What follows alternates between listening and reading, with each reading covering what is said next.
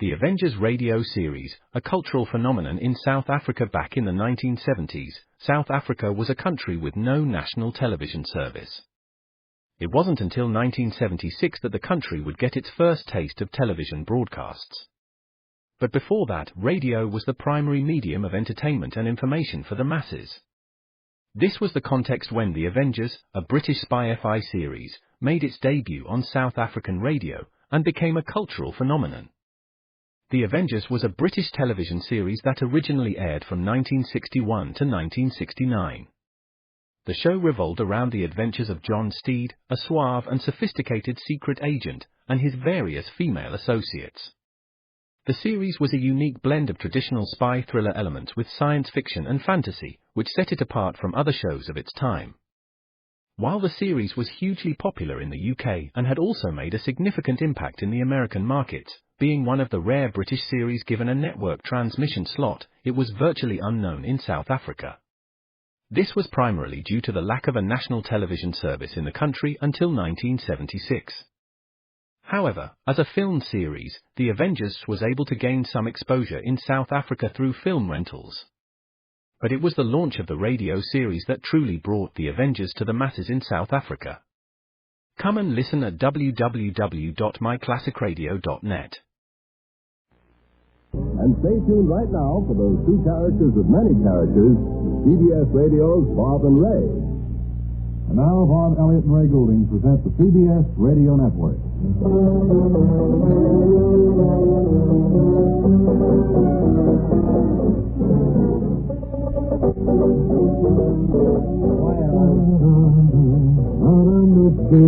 Well, we're back here for another 15 minutes. And a full 15 minutes pause, too. Yes, and another week, too. Did you have a nice weekend? Very good. How about you folks? You all have a nice weekend? Yep, right.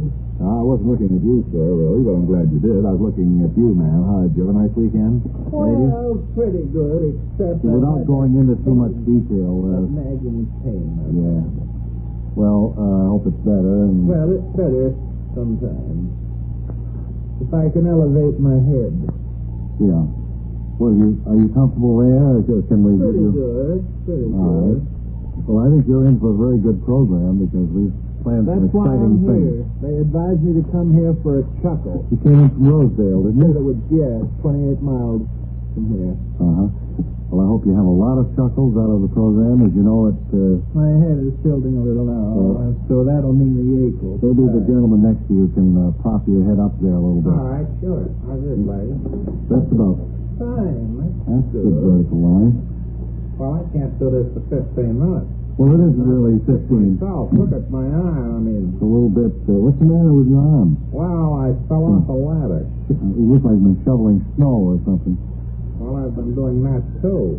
Did somebody take the ladder away? Would somebody put their hands under my arms to help me hold this lady's hand? Lady, could you hold his arms up there so it'll be a little more Probably comfortable? hold his arms up while he's holding my head elevated. I think that would be very good. Now, that makes both of you facing the sides of the I have studio. one request, Bob. Will you Lower the curtain between ourselves and the audience because Right. that's a grim picture. I like to work alone. Right. Would you lower that Thank you very just a much. bit? That's fine. That's as good. That's as good as it can be, anyway. Just so we don't have to look at that. No. Now then, folks, it's time for Let's Take a Tour.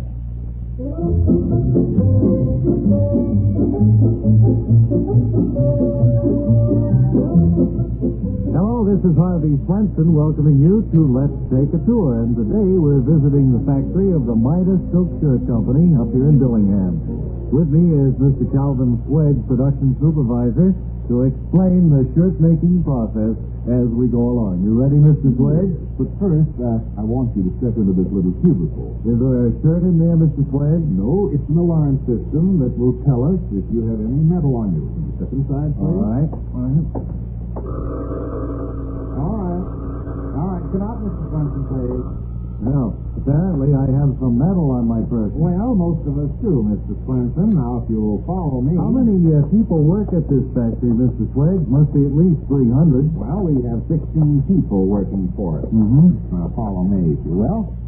I'd like you to see the raw silk room. Good. Careful about the strands as you go in now. All right, go on in, Mr. Swenson. Hi there, Pete. Hi, Cal. Is that Mr. Horn you got with you? No, Pete. Now, Mr. Swenson, the temperature here in the raw silk room has to be kept at exactly 53 degrees. What's the temperature now, Pete? 81 degrees. Oh, that's too high, Pete. How many strands did you kill off? About 1,200. Well, that accounts for about all the strands, doesn't it, That's Pete? right. The high temperature in this room made them wilt and fall off the rack. Well, how did the temperature get so high? Probably friction, Cal. All right, Pete. I'll have some new strands sent in this afternoon, so watch that temperature. I'll see you later. Is Pete a reliable employee, Mr. Swedge? Well, he's the best silk strand man in the business. That's why I overlook the fact that he's not too good with thermostat setting. I see. Well, now, what's this section we're coming to now? Well, now, this is the final shirt assembly counter, Mr. Swenson. I thought I'd save you a lot of time by showing you first the raw silk, the beginning article, and then the finish in the shirt. Sure. Well, that man over there stripped to the waist, what's his job? Well, now it's his job to check on the collar stay girl, the one who puts the stays in the shirt. That would be Marie over there. Oh, I see. Well, he seems to be testing one now. Yes, he puts on the shirt, and if the collars slip up, he knows that she has put in too long a stay, and they replace them with shorter one. He's putting one on now. All right, go ahead, Chris, would you? Say, that was Hey, too long. Marie, how come I didn't get hit with a long collar stay? I'll tell you how come, because you're no good. If it happens again, I'm putting you back on sleep. Well, it's been good seeing you, Mr. Swenson, and I hope you come back to Midas again. Well, thank you, Mr. Calvin Swedge, for showing me around and letting me see the dirty linen before it gets washed, so to speak. It made for another interesting edition of Let's Take a Tour.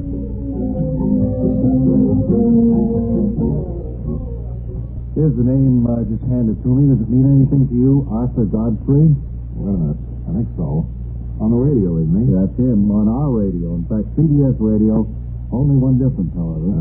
Well, difference from what? Difference from us, you and me. Oh, well, what is it besides that he's one and we're two? Well, he's daytime and we're nighttime. Yeah, but he's ours. I mean, that doesn't make him theirs. Theirs? Heavens to Heterodynes, no. He's here on our side. Yes, and I'm relieved that it's so. I wouldn't want him to be theirs. Not Arthur Godfrey with his style. And banjo. Don't forget his banjo. Well, now, that's a ukulele, isn't it? Yeah. Wouldn't for all the pineapples in old Hawaii. Good. Arthur Godfrey time Monday through Friday in the daytime on CBS radio. One of ours. In fact, one of our best. Definitely. If he wasn't, he'd be one of theirs. And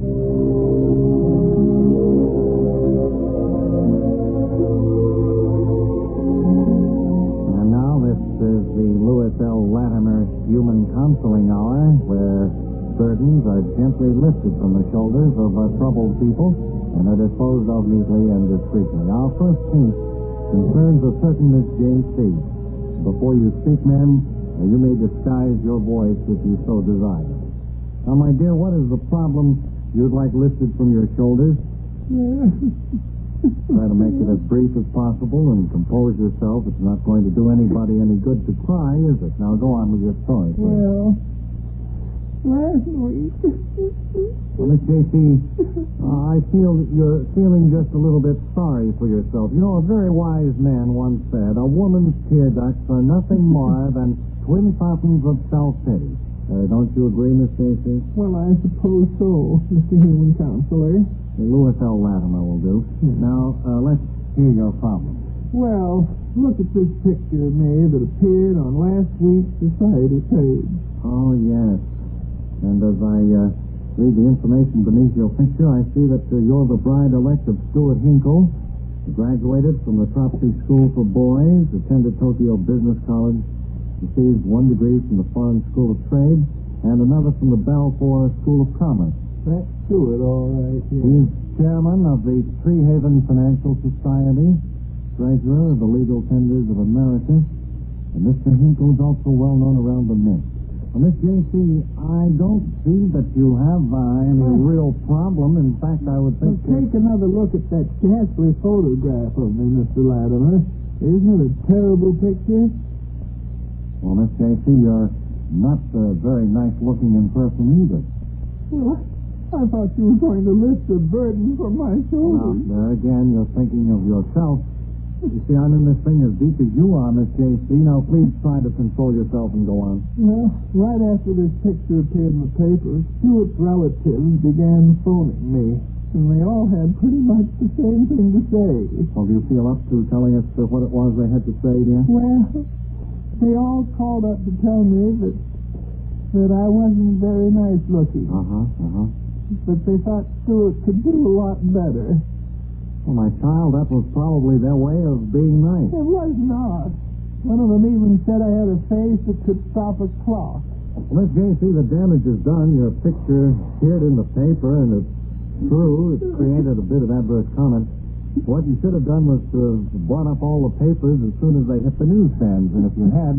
Well, you're as bad as Stuart's relatives. You're just the same as they are. No, you're wrong, my dear. It happens that I saw your picture in the paper last week, too, and for a while I even toyed with the notion of calling you up to tell you that, well, you weren't very nice looking, but I didn't call, did I? Not that I remember. At any rate, you still need a solution to your problem. My dear, I think Stuart is too good for you. Knew you were going to say that. And please stop crying. We don't want wet mascara running all over that funny little face of yours, do we?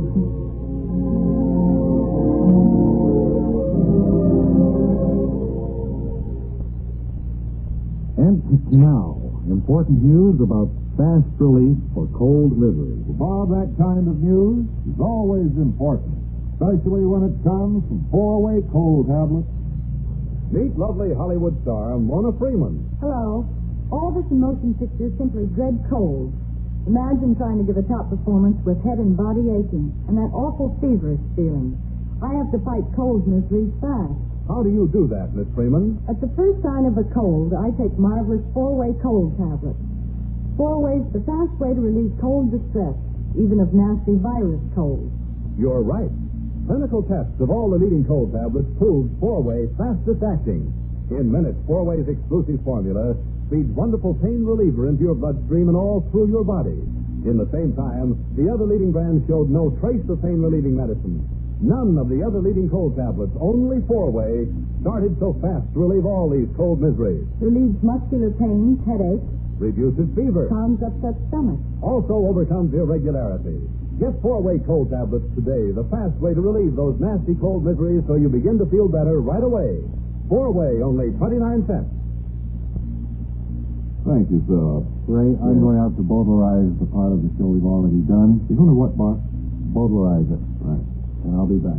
Right. While you're bowdlerizing, then, we have with us a tape interview that I'd like to present now. It's one of the prepared things. It's with the famous TV private eye star. You've probably seen the show, Crash Comstock. And if we're all set with the tape, I'd like to go ahead with it. Crash Comstock, welcome to the Bob and Ray Show. Well, I was 21 at the time. I'll tell you, I was pretty nervous. Wait a second. Roll us back a second, will you? Only in Pittsburgh, but we got over that little problem, and it worked out pretty well. Hold it as time went on. A second. Roll it back, will you?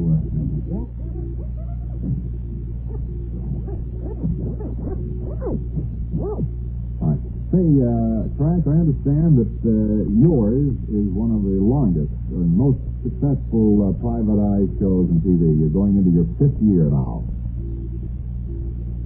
All right, will you push the button, engineer? No, just play. Not the rewind. Bob and Ray, and I certainly would like to answer any questions you have. We have a good show on our hands, we think, and like to have all of your fans hear about it, too. So fire ahead. Would you roll that ahead? There's a part of here in the middle. We can never get it on the air that I think we're supposed to do. Pittsburgh, but it worked out all right. Forget it. Take it off, please. Get it. What happened, Ray? I wish you would bowlerize, or whatever that word is, that part of the show. It was all goofed up. Well, you have trouble with the tape, huh? Of course you did it over there. It happens. Frequently, it's unfortunate. Well, I guess we ought to eliminate those from now on. I'm looking at the clock to see if we have enough time to talk with that gentleman there. I wonder if we do. All right, sir, we have just Just a few seconds. Could you tell us your home and age? Which do you want first? Where are you from and how old are you? I'm from Herkimer, New York. Swell. And I'm 29 Okay, sir. and a half. Well, we want you to have the souvenir of the Bob and Ray show that's in this sealed envelope, and we hope you'll be back in our audience. Move. I don't want it. Well, that's just get it out as quick as you can, will you? We'll have our world-famous closing signature for you, friends, in just 10 seconds.